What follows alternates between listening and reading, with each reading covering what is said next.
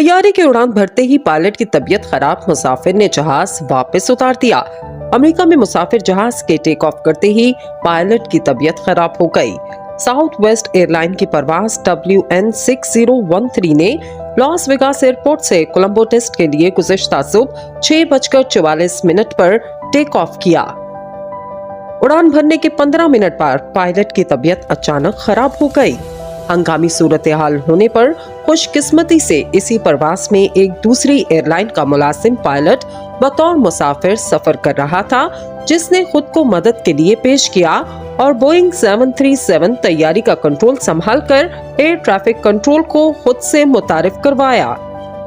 مسافر پائلٹ نے اڑان بھرنے کے ٹھیک 1 گھنٹے 6 منٹ بعد لاس ویگاس ایئرپورٹ پر باحفاظت میڈیکل ایمرجنسی لینڈنگ کی۔ بعد ازاں کپتان کی تبدیلی کے بعد یہ پرواز 5 گھنٹے کی تاخیر سے